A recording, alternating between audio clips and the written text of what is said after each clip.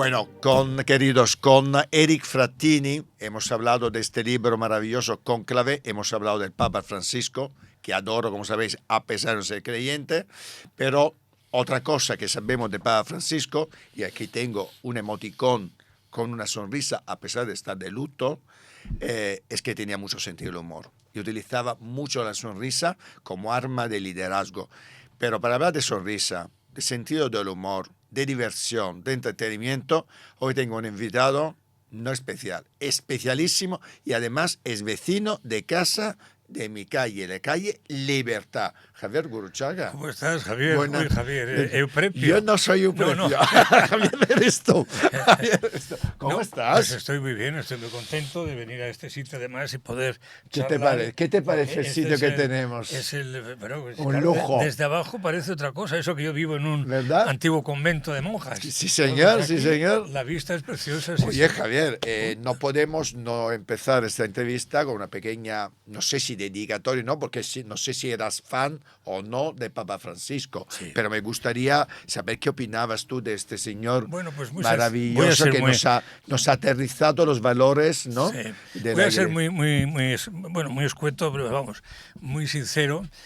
Hacía tiempo, de verdad, que no me caía un papa tan bien.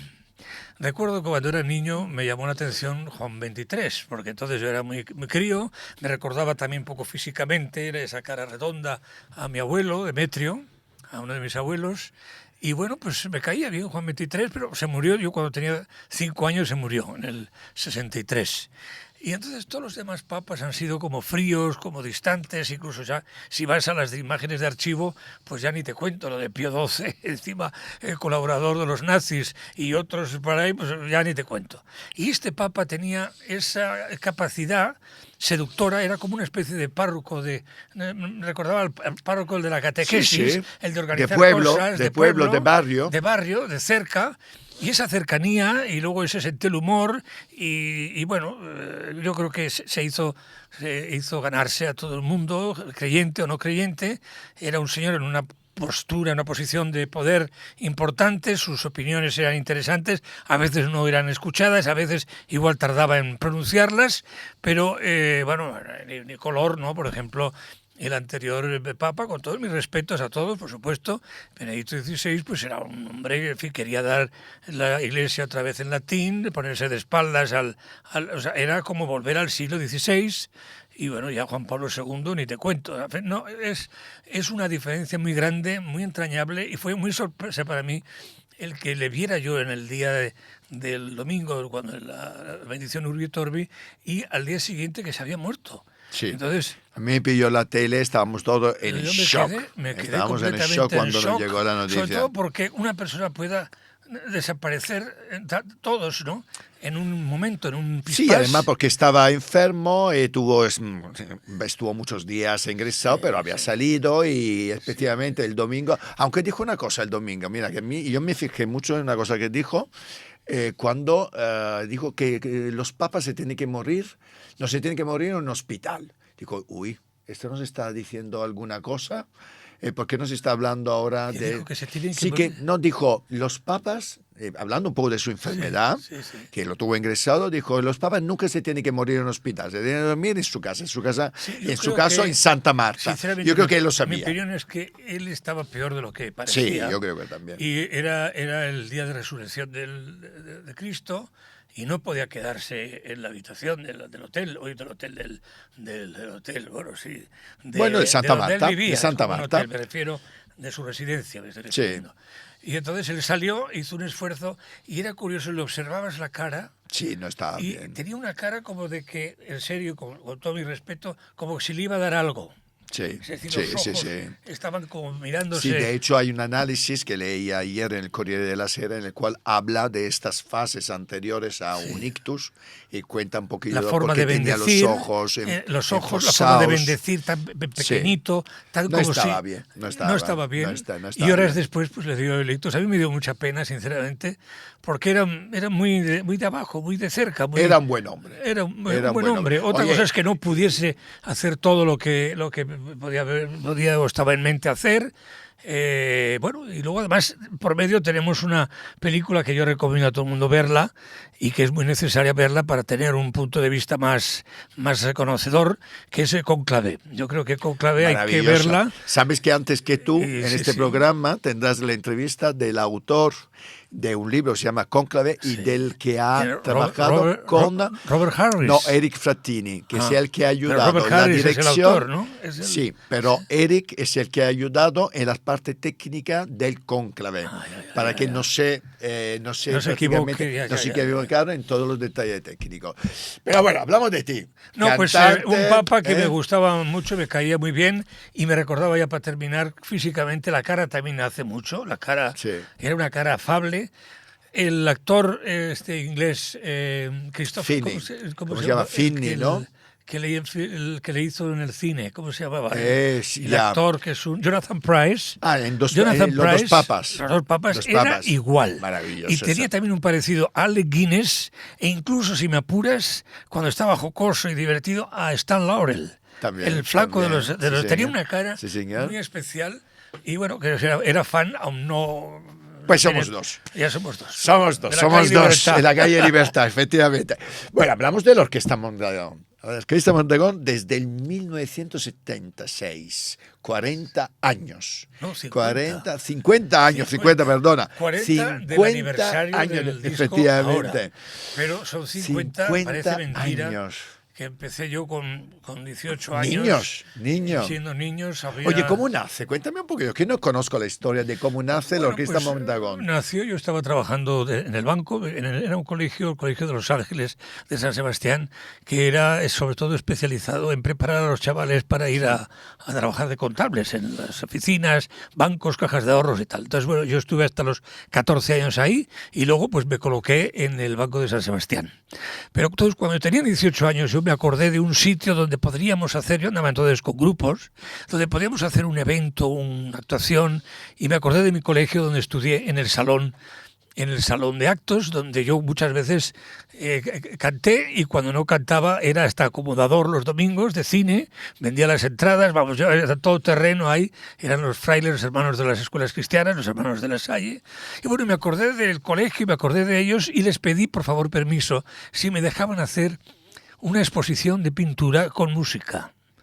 Y en principio pues no les sonó mal. Y me dejaron el sitio para hacer un día de junio del año 76, un concierto, un desfile de moda, de cuadros en este caso, con música detrás.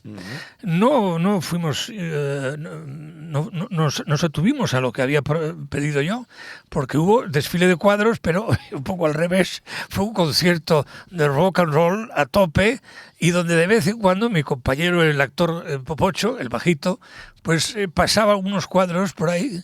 Bueno, y ahora a continuación, cada media hora, tenemos a Pedro con el modelo tal, y pasaba unos cuadritos, los paseaba y con esa excusa cumplía la palabra de que había cuadros, pero era un concierto de rock y enseguida llamaron escandalizados. ¿Pero quiénes son esos gamberros? Pues es un antiguo alumno que ha montado una cosa, ¿qué tal?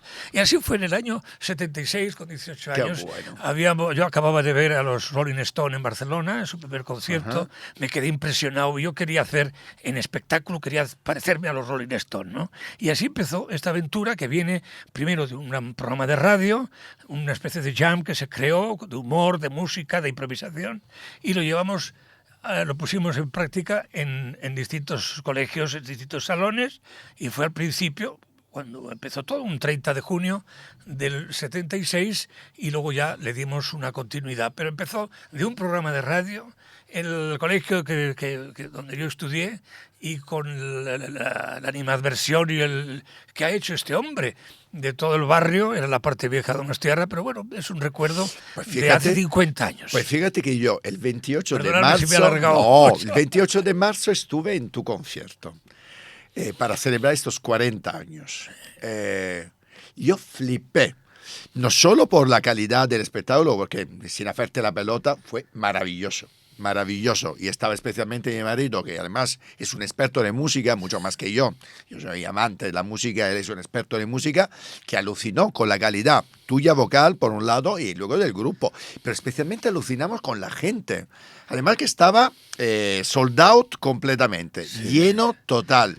Pero la gente estaba...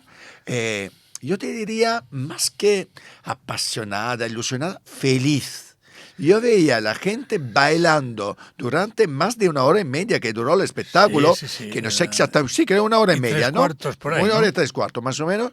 La gente todo el tiempo de pie, además cantando las canciones, las vuestras, también las covers, que hiciste unas cuantas. Yo me quedé también muy impresionado, maravillosa. Porque no me esperaba tan buena acogida y de hecho decidí esa misma tarde hacer una cosa aprovechando el espacio del Teatro Circo Price, pues voy a utilizar y voy a entrar por detrás. Voy a entrar como lo haría pues, mi admirado Mick Jagger o como lo haría Elvis, como lo haría Tina Turner, ¿no? Voy a entrar por detrás con una nueva levita que me creé para me confeccionaron para la ocasión. Y bueno, pues empecé por detrás y además probé el día anterior una intro que era en realidad un tema de introducción de Alice Cooper. Y bueno, hice muchas pruebas, pero sin apenas ensayé justo a las 5 de la tarde, pues esto puede ir bien, a ver qué tal. Pero lo que no pensábamos es que iba a pasar lo que pasó, que la gente se caía al teatro, se ponía de pie y estaba cantando yo, estaba entrando por detrás, cantando, coreando, la gente contestando. Fue un evento maravilloso y no esperaba yo esa respuesta tan maravillosa del público de Madrid, del Teatro Circo Price. Fue espectacular. Y bueno, fue espectacular, sí, yo mismo yo entré de por atrás y subí al escenario, ahí cambiaba la canción, empezaba a Garras Humanas y ahí empezó la 1 hora y media larga de espectáculo, pero el público estaba como si fueran entregado, chiquillos. Entregado. Sus añitos. Tanto es así que fíjate, hubo una chiquilla, ¿no? A mi lado que me dijo, oye, ¿tú eres el de la tele italiano? Y me dice, ¿y qué haces aquí? Digo yo, ¿cómo que hago aquí? Vengo a ver a Javier Gurruchaga. ¿Pero tú le conoces? Pero si este señor canta desde hace, tú no estabas ni en España. Digo, sí, ¿y qué? Le decía yo, no, pero está todo el mundo cantando. Bueno, yo tuve la suerte de, claro, ya lo hemos hablado una vez, de cantar con Rafaela Carrà. Sí, señor, Hará 30 años ya. Sí, señor. Y ella pues eligió un artista que le podía dar la réplica en un homenaje a los Blues Brothers. Y bueno, a mí la música italiana también me gusta muchísimo. Y Rafaela, tú sabes, no solo yo la he conocido, soy muy amigo especialmente de su marido Sergio Iapino, con el cual estamos produciendo ahora una cosa. Y el año pasado hicimos el musical dedicado a Rafaela, Bailo, Bailo. Estuve en la producción. Rafaela era un fenómeno, era una fuerza enorme. Bueno, ahí está el vídeo, lo puede la gente encontrar en YouTube. Pues mira, lo pondremos. Es un gran recuerdo porque ahí no hay trampa ni cartón, ahí el sonido es directo. Ahí estamos cantando y tocando la música de verdad y en vivo. Y lo que suena, sí que suena muy negro, muy... Rafaela era fantástica, era showwoman, cantaba... Era un mito.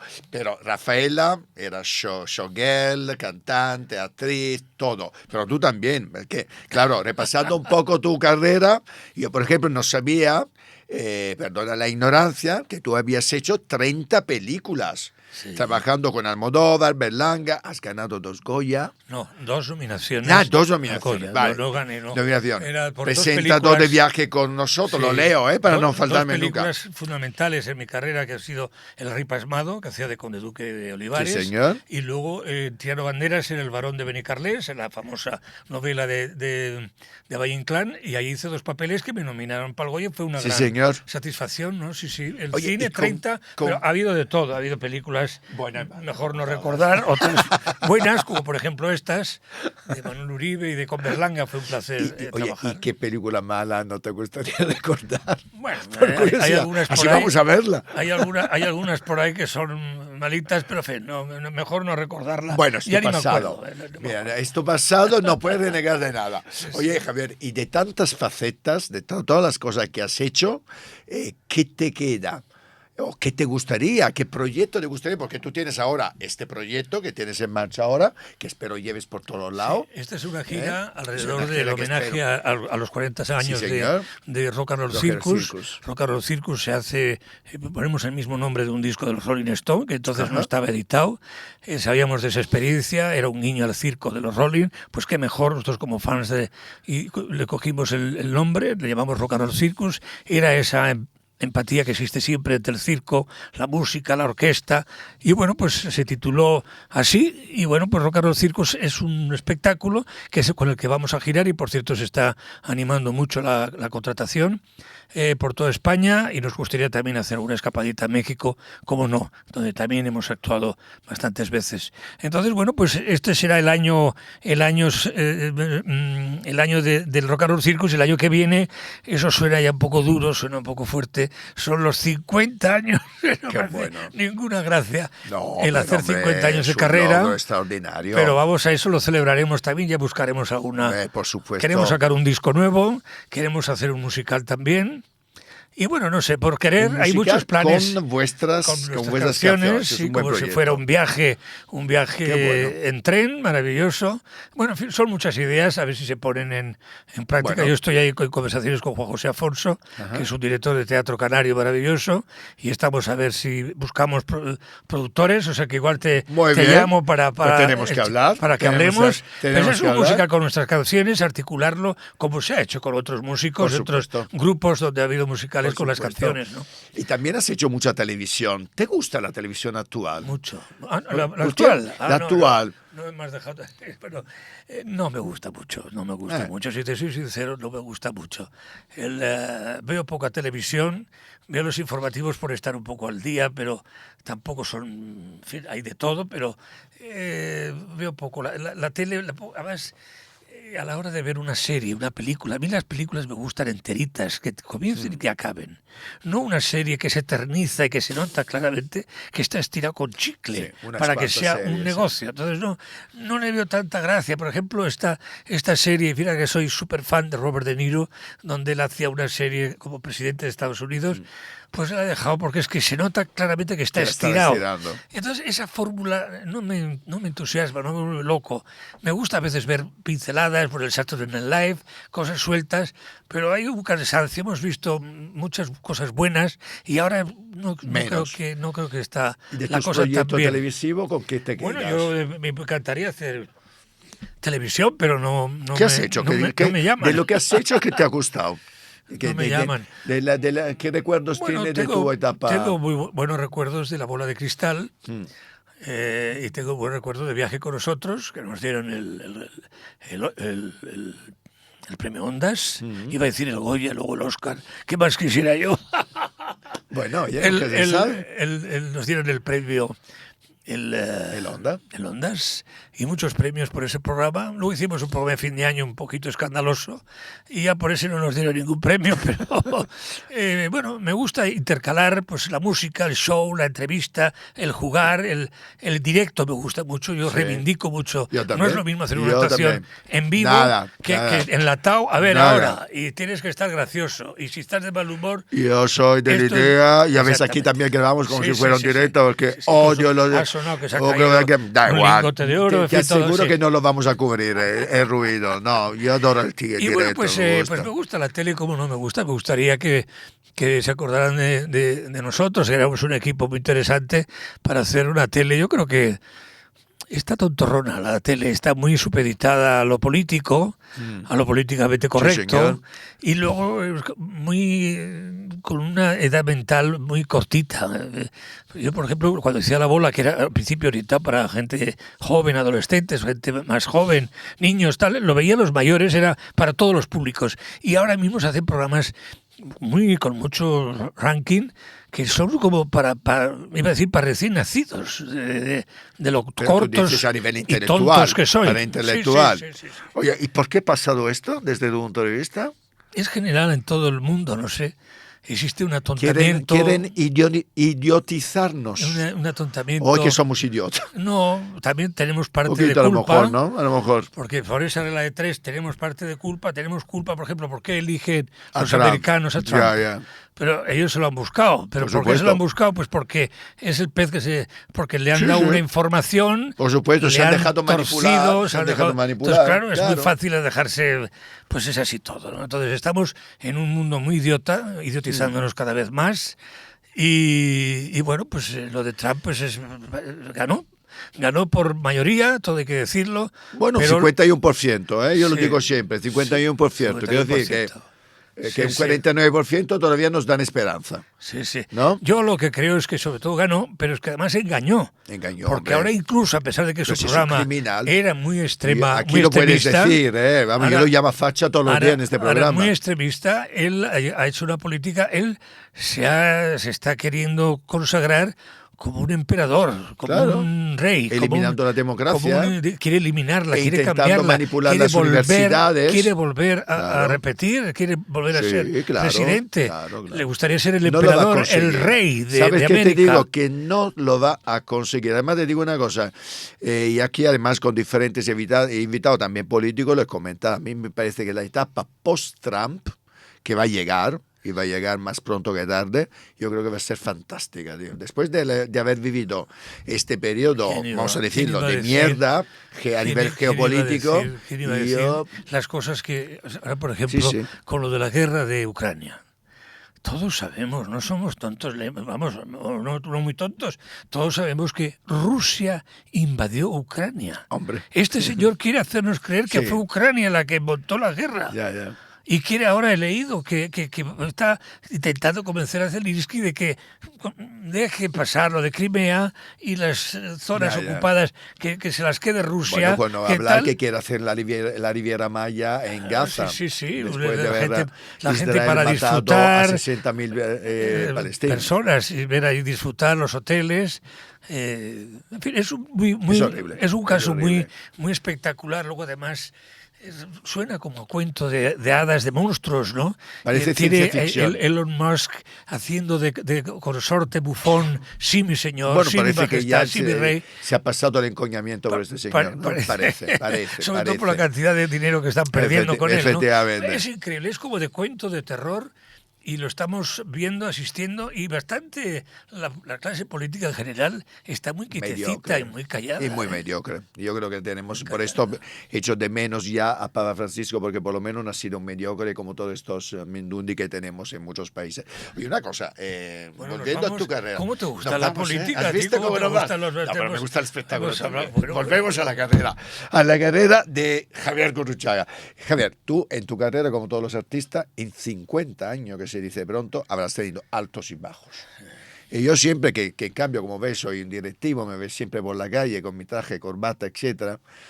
Siempre un día te vi con ropa de gimnasio. Hombre, claro, todas las noches me ves en paños menores. No, que venías del gimnasio, ¿no? Sí, siempre.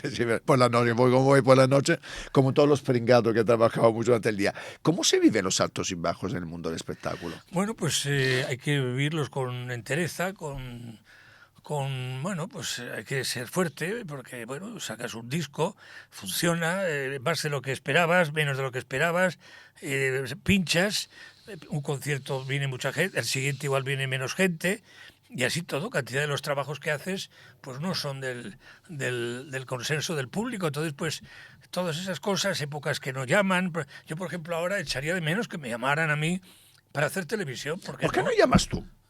¿Por qué no llamas tú? ¿Por qué no presentas un proyecto? Necesito un gestor. ¿Qué harías en televisión? Vamos a hacer un poquito, aquí un poco, a maquinar algo. ¿Cómo suena? El show de Prepio. No, show de Prepio no. Suena como en época romana, ¿no?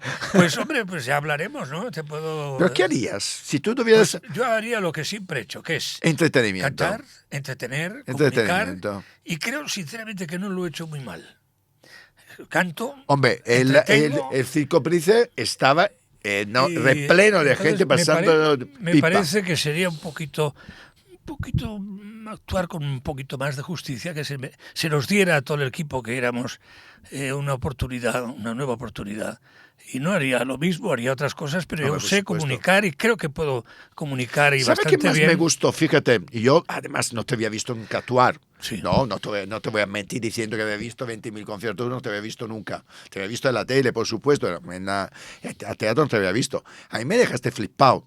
Además porque yo cuando te veo en la calle, porque nos hemos visto en la calle, ¿no? Incluso en sitios donde comes o comemos y tal, en el barrio, te he visto siempre en el barrio. Fíjate que cuando hemos hablado, las veces que hemos hablado en la calle, Ha sido muy corta. ha sido siempre muy corta, y además tú hablas con un tono en el cara a cara, un tono como muy bajito. Por lo tanto, cuando te viene ese escenario con este vozarrón que tienes, porque lo tienes, pero sacándolo Ladies para and cantar, gentlemen. efectivamente, a mí me dejó un poco descolocado. Se lo decía Bueno, a mí. yo creo que en el fondo soy ¿Tímido? soy muy tímido. Sí, ¿verdad? Soy tímido. Sí, señor. Y entonces, pues el otro día le saludé a un colaborador también de 24 horas, Jesús, no sé el apellido ahora mismo, que es experto en tema militar. Ajá. Le felicité por su gran aportación que hace al programa y a la comunicación y al periodismo. Y hasta ahora pues han pasado tiempo, también es vecino nuestro, y no me atreví a saludarle. Entonces, Sí, y lo eres veía tímido, pasar, es verdad. sí, soy tímido.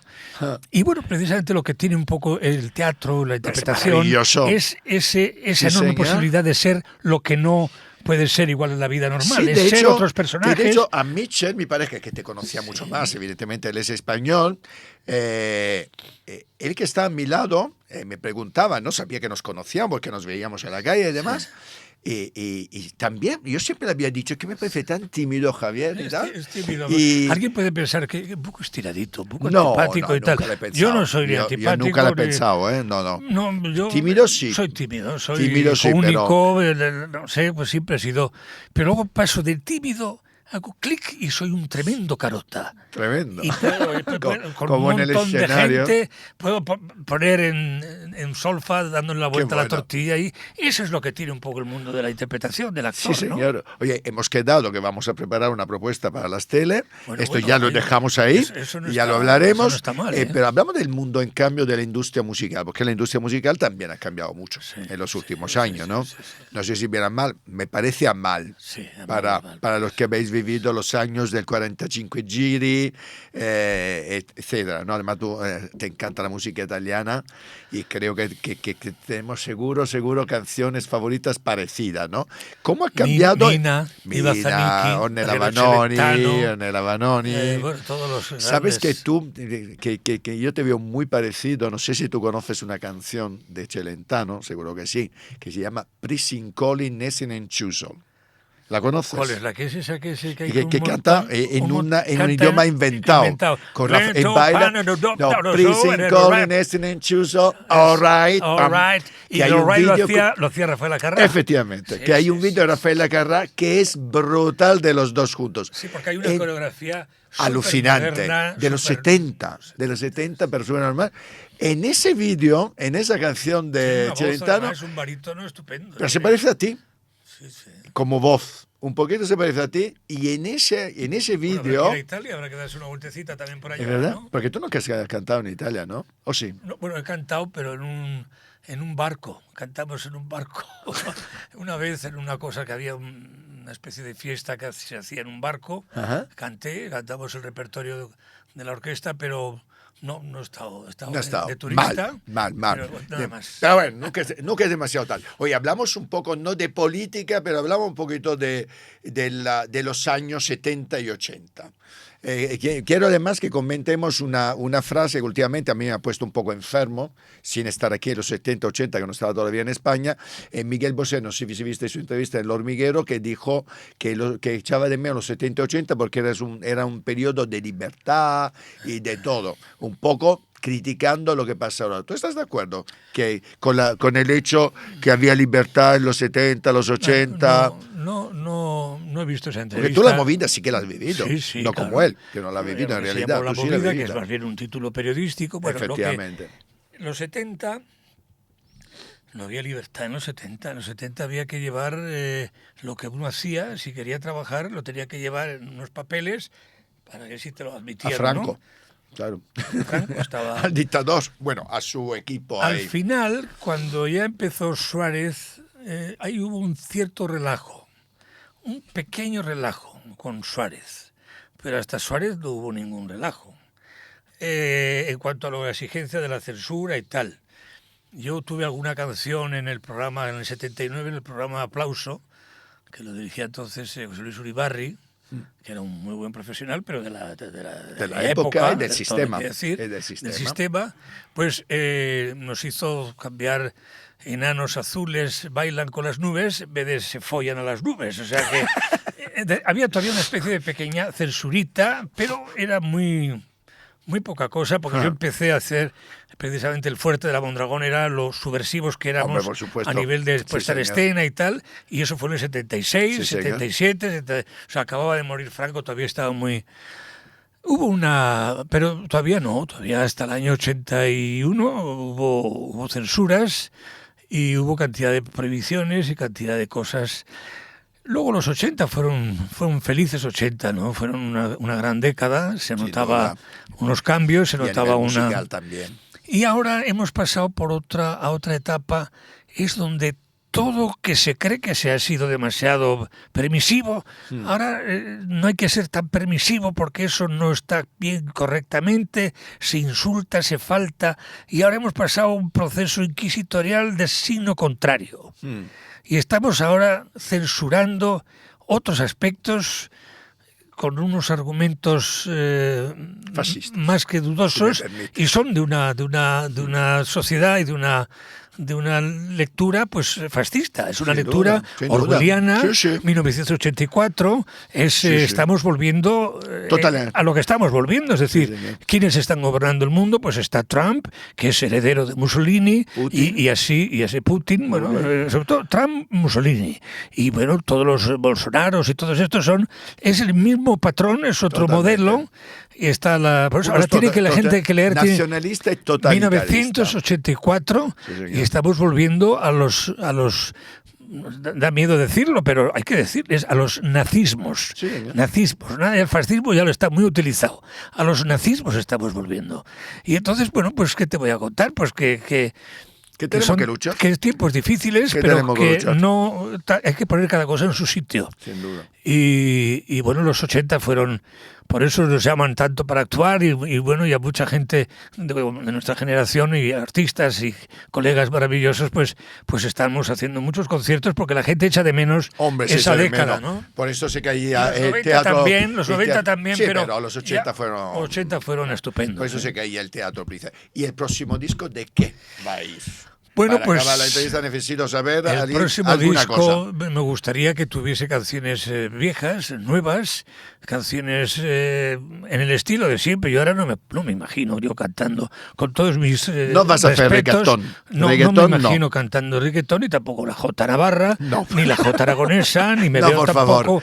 A lo mejor una pizzica, una tarantella. Pero la Jota Navarra no. ¿Sabes que también toqué con Renato Carosone? ¿Qué dicen? Joder, eso sí que es una exclusiva. ¿Qué dices?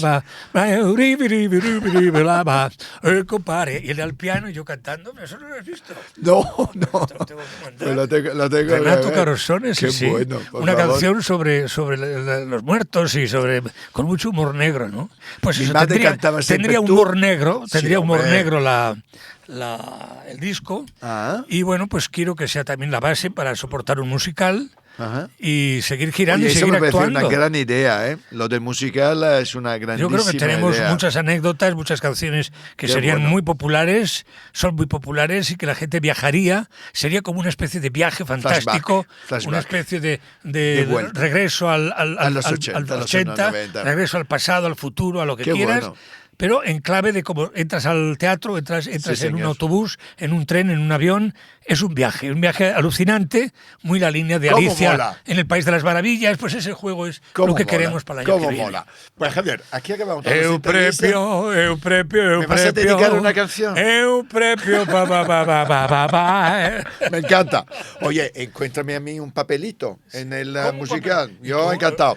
Voz no tengo, pero bueno. Me tienes que encontrar productor sin estos productores. Yo te encuentro productor y tú me contratas. Y tenemos que hacer el programa para la televisión. Venga. Para la televisión el programa Euprepio. Vamos a quedar ya.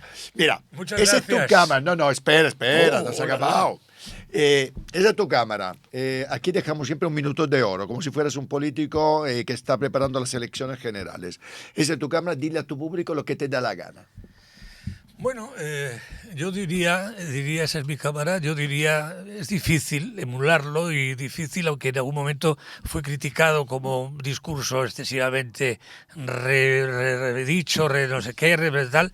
Yo intentaría repetirlo porque era muy bueno el discurso que hace Charles Chaplin en El Gran Dictador, el discurso final, cuando habla de libertad, nosotros que vivimos en la calle Libertad, cuando no la hay o se está perdiendo, y cuando hablan pues de otros ismos que aparecen por ahí, pues eso, que no hay que olvidar que necesitamos vivir, que tenemos que vivir en libertad, en solidaridad, en paz, que no haya guerras, que no nos cambien la historia, que no nos la cambien, no nos la trufen, que hay mucho mentiroso, que no seamos tan mentirosos, y un poco el discurso de Charlotte en El Gran Dictador, pues habría que volverlo a repasar, porque 90 años después seguimos volviendo a las andadas. Un siglo después estamos volviendo un poquito a las andadas y hay que tener cuidado. O sea que nada más, un beso muy fuerte y viva vosotros y viva la Orquesta Mondragón. Hombre. Y viva Javier Gurruchaga. Y desde Javier Gurruchaga, desde la calle Libertad, desde la Orquesta Mondragón, nos vamos a Londres para conectar con Julio Bruno, que nos va a hablar, como no,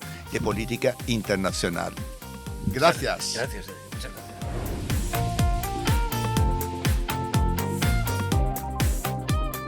Hola, Euprepio y amigos del Círculo Independiente. Pues yo también quiero hablar hoy de el Papa Francisco, recientemente fallecido a los 88 años, Jorge Mario Bergoglio, porteño, jesuita y el primer Papa latinoamericano, elegido en el 2013 cuando nadie lo esperaba. Hasta ese momento la Iglesia se podía decir que era algo más, una iglesia más lejana, más ceremoniosa, más, no sé, casi imperial. Y él, pues, el Papa Francisco trajo una visión mucho más terrenal, mucho más pastoral. Él decía que hablaba de una iglesia pobre para los pobres. Una iglesia pobre para los pobres. A pesar de que no lo pareciera externamente, ¿no? La iglesia, sobre todo el Vaticano, ¿no? Tan rico. Pero él hablaba de esto, que era algo muy diferente de los que otros habían hablado.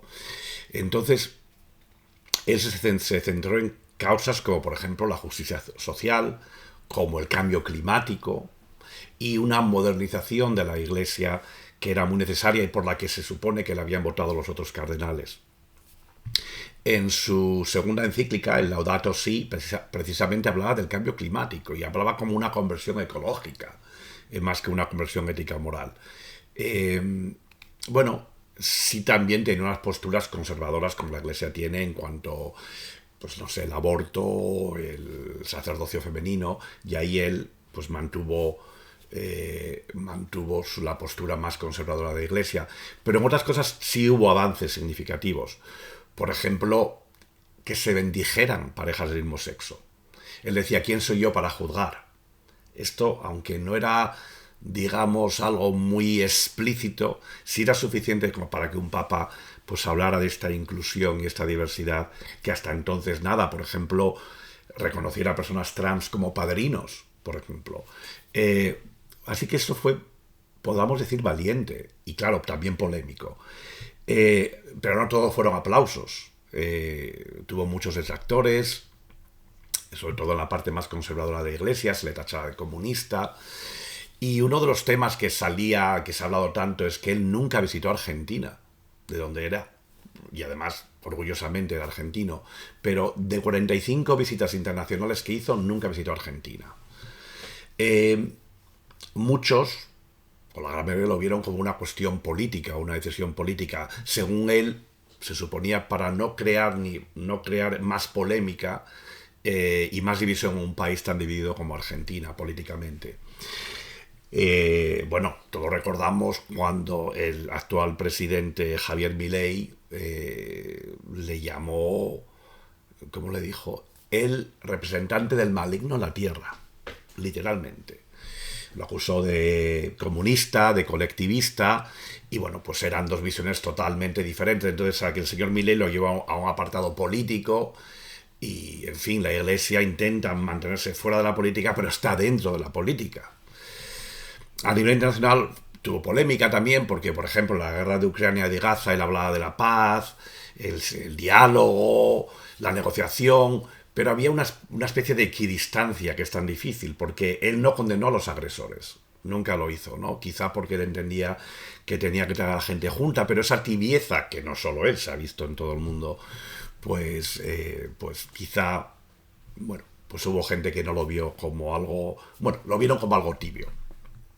Y no sé si quiero abrir yo aquí una puerta ahora a otro tema, pero bueno, ¿cuál es la posición del cristianismo y de la Iglesia Católica, por ejemplo, frente al avance del Islam en Europa? Francisco, el Papa Francisco, también fue claro. Él apostó por el diálogo. En 2019, en Abu Dhabi, los Emiratos Árabes firmó, como junto al gran imán de Al-Azhar, el documento sobre la fraternidad humana. En el 2021 viajó a Irak y se reunió con el ayatollah Ali al-Sistani. Y se sentó cara a cara con el Islam chiita, y además no desde el púlpito, sino desde una posición de respeto mutuo. Él apostaba por la convivencia de las religiones. En Europa, donde el Islam ha crecido muchísimo, tanto por inmigración como por conversión, el Papa Francisco defendía la integración, la acogida de los migrantes y se opuso firmemente a la homofobia, a islamofobia y al nacionalismo excluyente. Pero claro, esta postura generó muchas críticas, porque desde sectores conservadores se le acusaba de haber olvidado las raíces cristianas de Europa, que importantes, ¿no? Y de haber sido demasiado complaciente con el mundo del Islam. Él decía, el cristianismo no se impone, no se conquista. El cristianismo sirve, dialoga, escucha. Pero claro, aquí tengo una reflexión, que es quizá un poco más incómoda, pero para mí necesaria. Porque si el Islam sigue avanzando con fuerza en Europa, a través de flujos migratorios tanto legales como ilegales, pues uno se tiene que preguntar con seriedad qué va a pasar con los valores cristianos que han sostenido Europa durante siglos. ¿Qué ocurre cuando esos valores, la igualdad, la libertad individual, los derechos de las mujeres, la protección de las minorías, entran en contradicción con ciertas interpretaciones tradicionales del Islam? ¿Qué pasa cuando la integración de estas religiones no es el objetivo, sino la imposición, en el caso del Islam? Porque seamos honestos, hay sectores dentro del mundo islámico que no buscan convivir, sino que quieren transformar, que no quieren ese pluralismo, sino una hegemonía de sus ideas religiosas. Y Europa, en su intento de ser tolerante, porque son los valores que hemos defendido siempre, pues está cediendo terreno, está diluyendo su identidad, está renunciando a su alma. Y esto más tarde o más temprano va a traer conflicto, y ya lo está haciendo. Las civilizaciones no se derrumban de golpe, se deshacen cuando dejan de creer en sí mismas. Y tal vez, solo tal vez, eso es lo que está en juego ahora. Así que dejo la reflexión. Gracias y buena suerte.